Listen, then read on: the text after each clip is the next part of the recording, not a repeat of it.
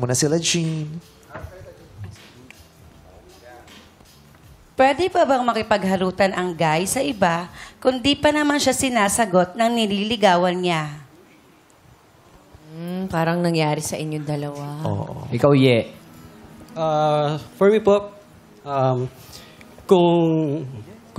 if you are really interested sa nililigawan mo, wala nang ibang babae or sino man na makikipagharutan pa. Kasi, especially kung nandito ka na sa age na to, we're not kids anymore para Ilang taon na ba makipaglaro si pa Ye? ng apoy. Si ay 29 years old. Yes po. Ayun po. So, hindi.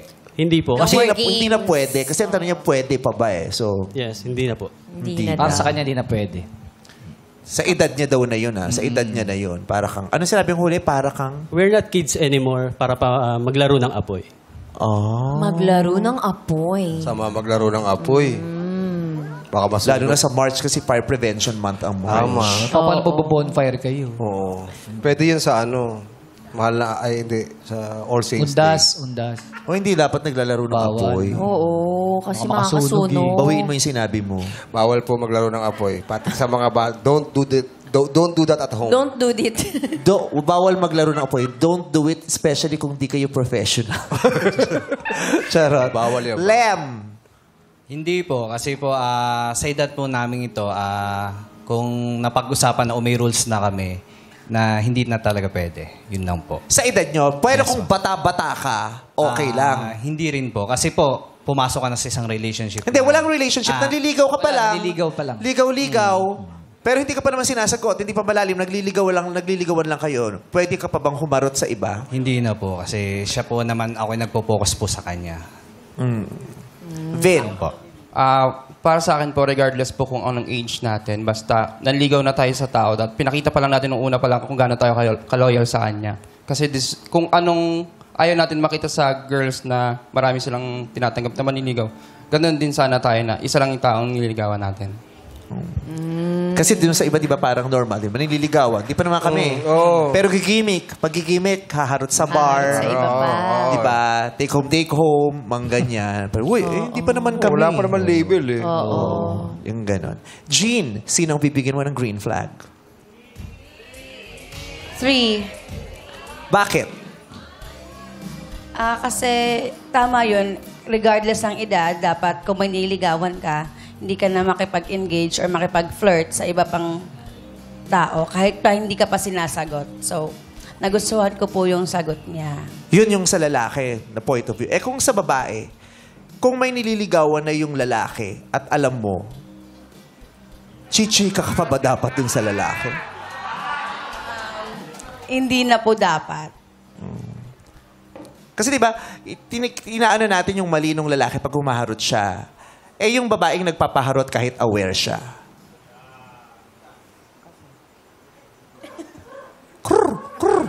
Walang nagbigay ng opinion. Di ba may ganun din naman? May isang taong nasasaktan, pero dalawa yung nagkampihan dun sa ginawa niya. Hindi lang naman yung lalaki, di ba? Yung girl din naman eh. Yes. Meron ka ding accountability dun eh.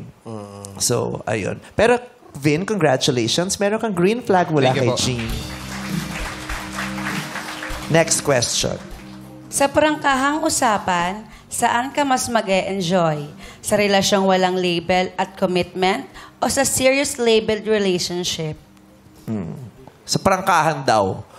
Kung enjoy lang naman ang usapan. Vin, saan ka mas mag-enjoy? Yung situationship o yung serious labeled Real relationship? Para sa akin po, mas okay sa akin yung may labeled relationship. Mas okay pa rin kasi para sa akin yung napapakita mo sa tao na ito, girlfriend ko to, napopost ko sa social media. Ang sarap sa feeling na ipiplex mo siya ng may label ka na, girlfriend ko to, ito yung gusto kong makasama habang buhay. Ito yung gusto kong makita na naglalakad sa altar at maririnig ko sa kanya na I do. Pero wag din naman pag sinabing gusto kitang makitang naglalakad sa altar, matutuwa ka na. Oh. Bakit? May kilala ko din yung pinakasalan. Inutusan lang mag-ganon-ganon.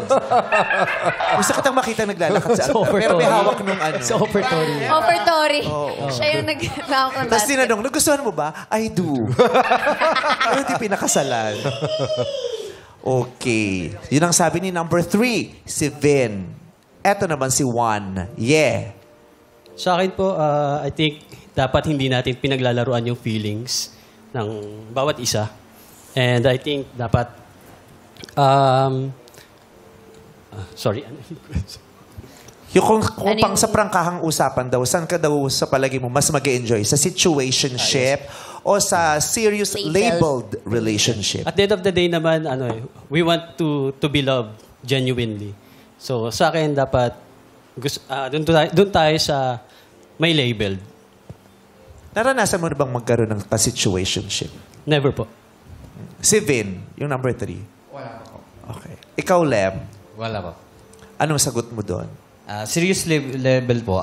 Kasi po, sa ngayon po naman, sa panahon ngayon, kailangan talaga yung mga good memories pa naman, sisimula pa lang na naliligaw kami, ay mapapakita ko sa kanya o sa ibang tao o pagmamalaki ko na serious po sa kanya. Sana naging kami at balang araw or ngayon na siya na ang the one ko. Oh. So lahat sila sa serious labeled relationship.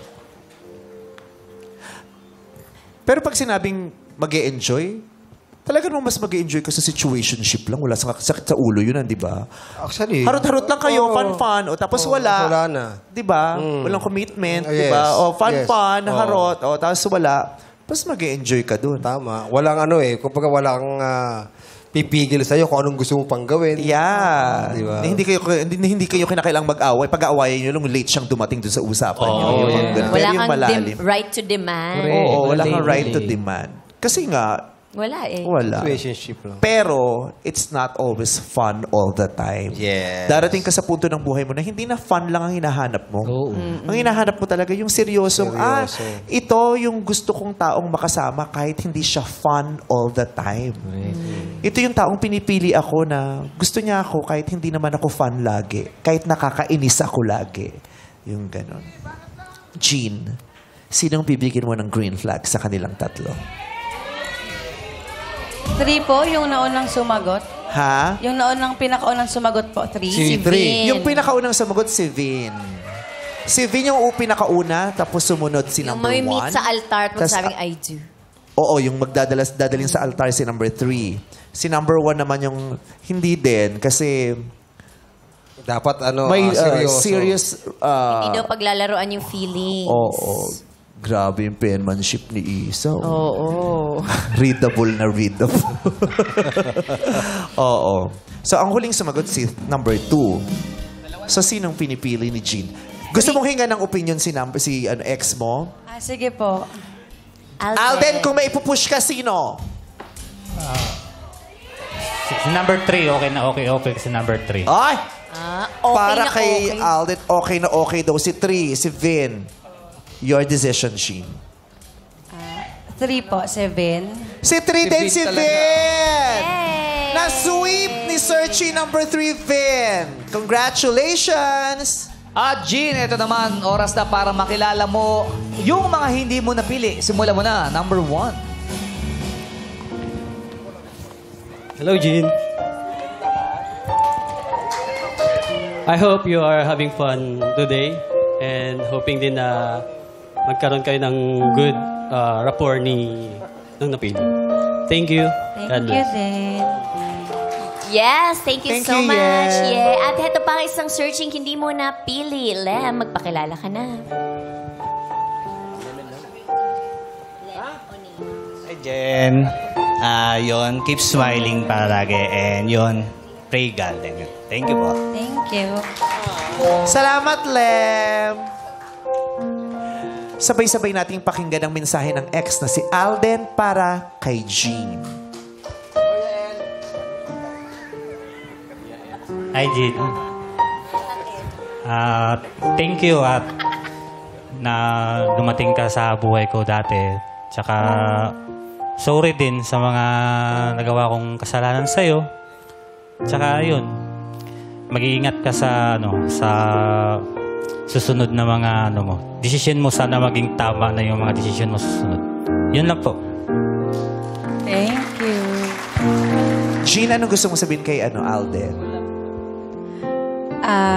Gusto kong sabihin sa'yo na alam mo naman lagi yung wini-wish ko para sa'yo na sana maging maligaya palagi yung puso mo.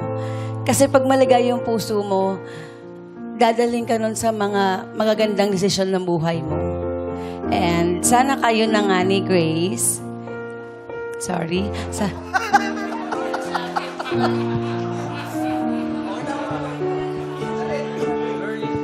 Maraming salamat, Jean. Alden, kausapin mo na si Vin kung meron kang bilin para sa kanya.